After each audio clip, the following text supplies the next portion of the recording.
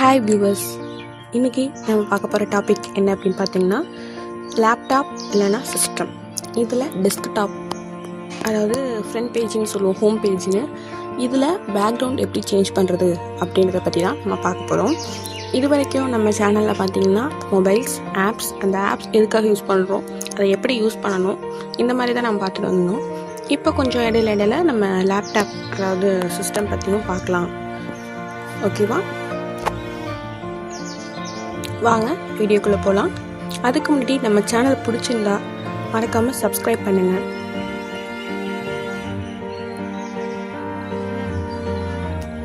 First நீங்கள் என்ன பண்ணணும் அப்படின்னு பார்த்தீங்கன்னா, உங்களோட டெஸ்க்டாப், அதாவது ஃப்ரண்ட் வியூவை எடுத்துக்கங்க.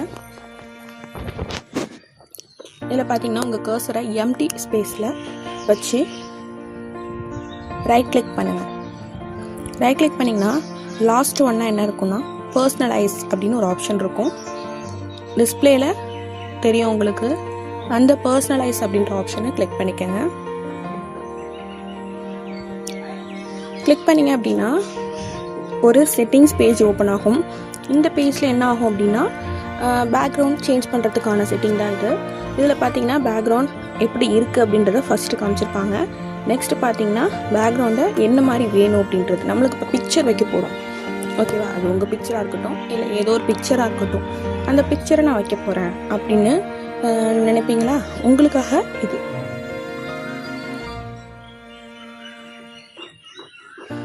அந்த பேக்ரவுண்ட் அப்படின்னு ஒரு ஆப்ஷன் இருக்குல்ல, அதுக்கு கீழே பார்த்தீங்கன்னா அதை பிக்சர்னு ஒரு ஆப்ஷன் இருக்கும்.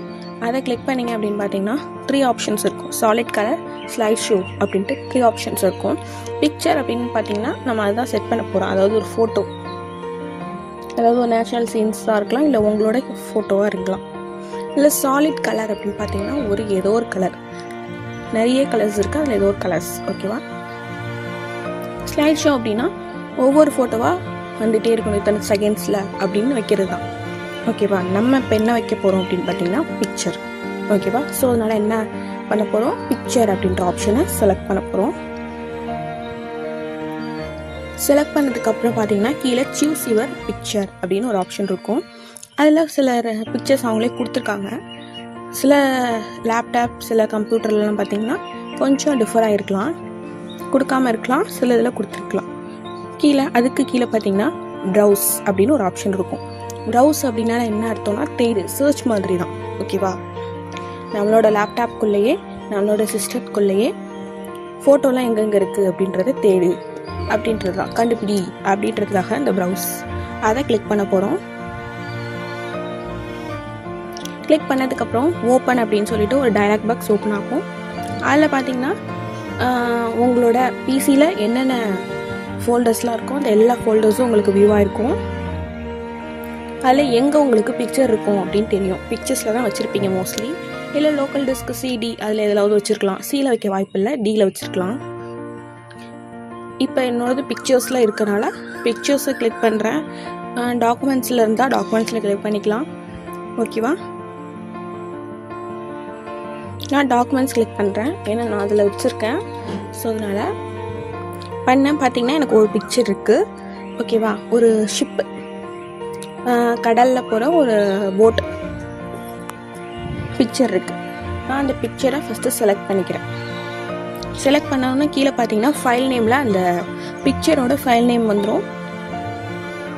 அப்போ தான் செலக்ட் பண்ணியிருக்கீங்கன்னு அர்த்தம். செலக்ட் பண்ணது எப்படி இருக்கும்னா லைட் ப்ளூ கலரில் இருக்கும். கீழே பார்த்தீங்கன்னா சூஸ் பிக்சர் அப்படின்னு ஒரு ஆப்ஷன் இருக்கும். அதை கிளிக் பண்ணணும், அப்போ தான் செலக்ட் ஆகும். செலக்ட் ஆனோன்னு பார்த்தீங்கன்னா உங்களோட பேக்ரவுண்ட் சேஞ்ச் ஆகிருக்கும். பார்த்தீங்கன்னா தெரிஞ்சிருக்கும், மேலே ஆல்ரெடி விண்டோஸோட டிஃபால்ட்டான பேக்ரவுண்ட் இருந்துச்சு. இப்போ நம்ம வச்ச பேக்ரவுண்ட் வந்துடுச்சு. நம்ம மினிமைஸ் பண்ணிவிட்டு போய் பார்க்கலாம் பேக்ரவுண்ட் சேஞ்ச் ஆகிருக்கா இல்லையா அப்படின்றத. பார்த்தீங்கன்னா சேஞ்ச் ஆகிடுச்சு. அந்த மாதிரி ஃபுல் வியூவில் இருக்குது. இந்த ஃபுல் வியூ எப்படி வைக்கிறது அப்படின்றத நம்ம நெக்ஸ்ட் வீடியோவில் பார்க்கலாம், ஓகேவா? இந்த வீடியோ உங்களுக்கு பிடிச்சிருந்துச்சுன்னா மறக்காமல் லைக் பண்ணுங்கள், மற்றவங்களுக்கும் ஷேர் பண்ணுங்கள். சப்ஸ்கிரைப் பண்ணிவிட்டு மறக்காமல் பெல் பட்டனை கிளிக் பண்ணுங்கள். லைக் பண்ணுங்கள், ஷேர் பண்ணுங்கள், மறக்காமல் சப்ஸ்கிரைப் பண்ணுங்கள்.